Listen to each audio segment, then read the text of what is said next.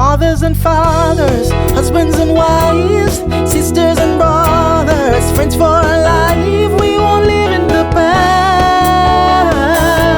We're making it last. It's time for another conversation. Welcome to Make It Last podcast, where it's all about helping us to have better relationships, not just with ourselves, with other people. I have Derek Newborn with me this time around. He's a life coach and also a health and wellness coach. Welcome, Derek. Hey, how's it going? Thanks for having me. Before I get into that, though, life coach meaning what? Because yes, life coach meaning what? Life coaching meaning helping people get back on the path they were designed to be on this earth. So we're all put here for a specific reason, and a Mhm. lot of us through whether it be trauma of some kind, we get off that path. Okay. And so I help people, number one, rediscover what that path is, Mhm. and then help them start applying their daily interactions in this world to line up with that path they were designed to be on. So a much more fulfilling life. Okay. All right. Thank you. I paused to ask you what, because sometimes people have a specific area that Yeah. they zero in on. Okay. All right. So we're going to be unpacking how is a narcissist created. Yeah. Now, first of all, who is a narcissist? Who is a narcissist? So, Mhm. number one, somebody that only essentially looks out for themselves and has complete disregard for any other person's feelings, thoughts, emotions. They're only interested in keeping themselves, quote unquote, safe, keeping themselves comfortable Okay. at the disregard of everyone else around them. Okay. So now that we set that base, how then is one created?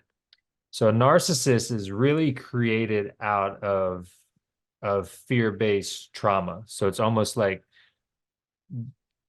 they put on a blanket of safety to try to protect them because they have so much unhealed trauma, and it's usually rooted in some sort of abandonment trauma, like mine was. And so they try to avoid their greatest fear, which, like I said, if we use abandonment, they don't want to be abandoned. So they try to keep everybody close to them, but also have zero loyalty or boundaries or respect for those people because they feel like the people around them are going to abandon them based Mm-hmm. on their trauma. Mm-hmm. So they'll always be more loyal to the fear of abandonment than they will to actual people in their life. Okay. You alluded to it earlier, but Mhm. is it that at some point in your life you were actually one, a narcissist? Yes, yes, yes. I spent Okay. several years as a narcissist, um, and that's how I was able to unpack and discover how they're created. Because, like, myself specifically was Mm-hmm. exposed to a lot of abandonment from early on in childhood, from the age of 7 with my parents all the way up through my mid 20s with my ex-wife and all that stuff. And Mm-hmm.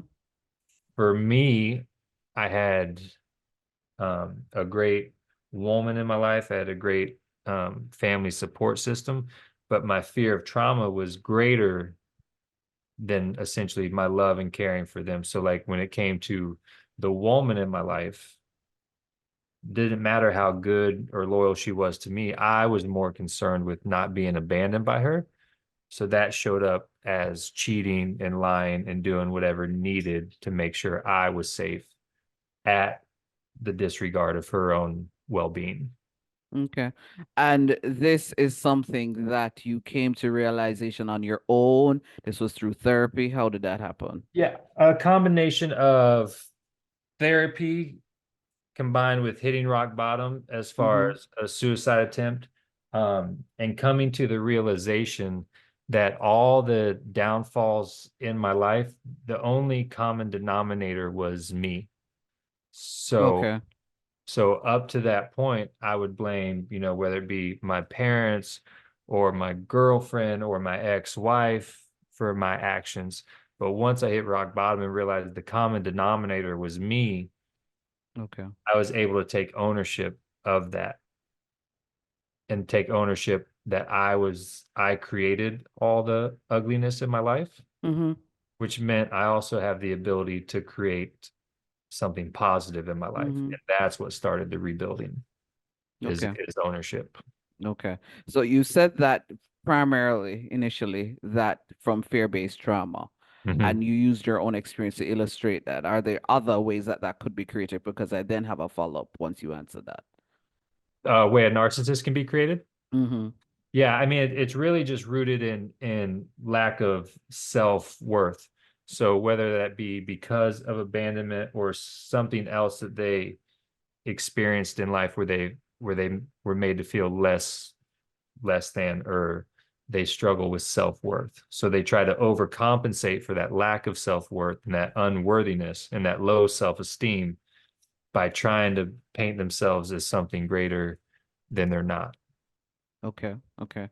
My follow-up to that then is this is primarily something that is based on lack of self-worth, or is it that inadvertently sometimes maybe parents can almost help to feed into this?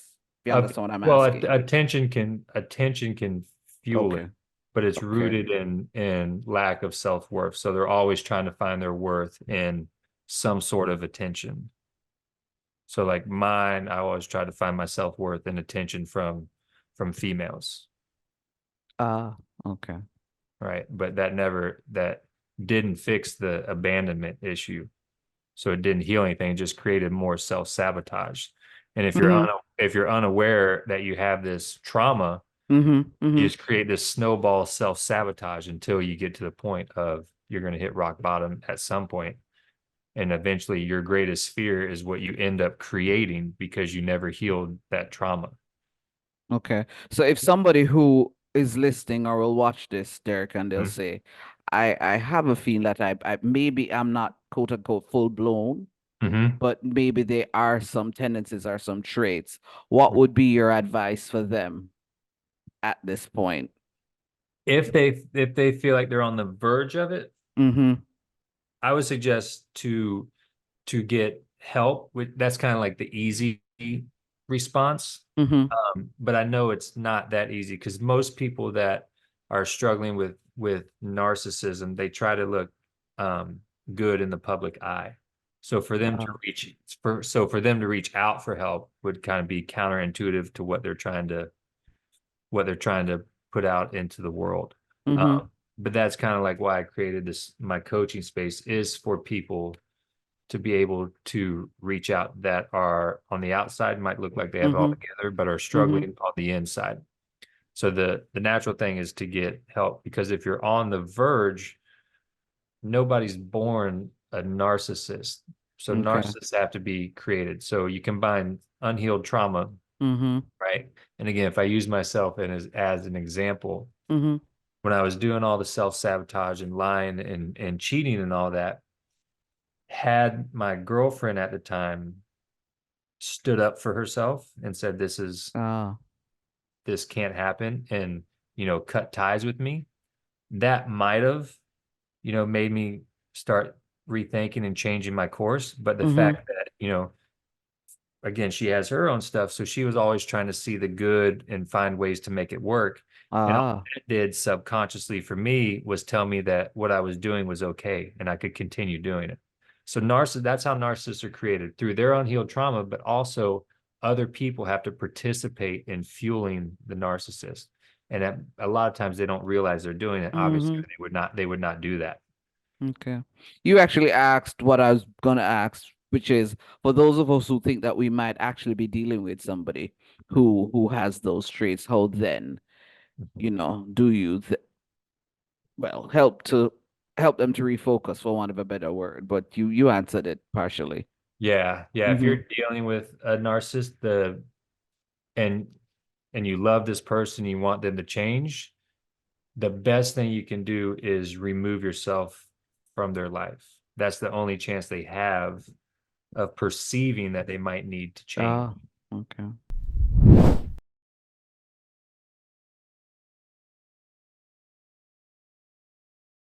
Hi, I'm Derek Newborn. joining Noreen on the Making It Last podcast, and we're going to take a quick break and a word from our partners. You can't live your best life without a healthy immune system. Boost your immune system the delicious way with Zappy's organic juices and punches.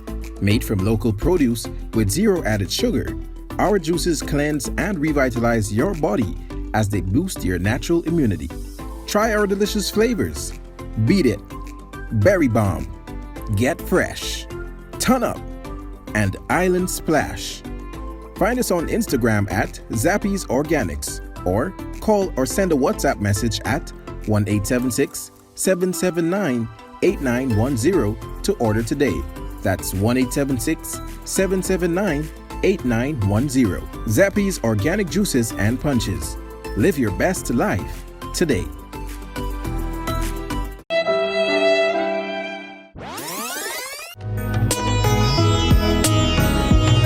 I recently have been coached by the great Miss Noreen Daly. I own a video company. I'm also an online influencer. So I do a lot of speaking virtually and in person. She was able to point out some of my weaknesses that I didn't yet notice. And I 100% recommend Miss Noreen Daly as your coach. Noreen Daly, redefining the way you communicate.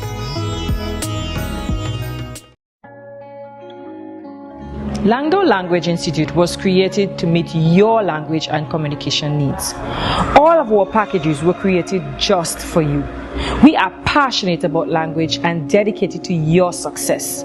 We offer the CSEC English program, the Study Buddy program, the Get Ahead with English program, and the Business Communication program.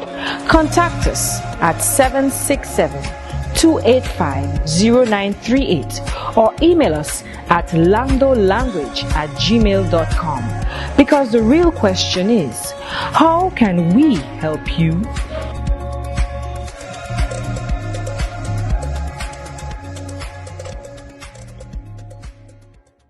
Welcome back, where we're talking about narcissists and are they created or born?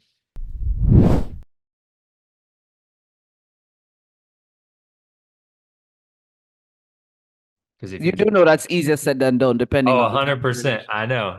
But I'm trying to give insight, because most of us, we do it without even realizing it. We want to help a person. We love somebody, so we continue. And that's where you have to be able to have boundaries, because if you step back and think about it, if you truly love a person, you don't want to see him continue going down that path, right? So you have to have enough love for that person, but also yourself, to remove yourself, to give them the opportunity to become the person that you actually know they can be, and the person that you perceive they are. Because if not, you're just adding fuel to that narcissistic side of them. And that's like you said, it's 100% easier said than done. Don't you think, though, that maybe there are other ways that people might find a way to rationalize behaving this way?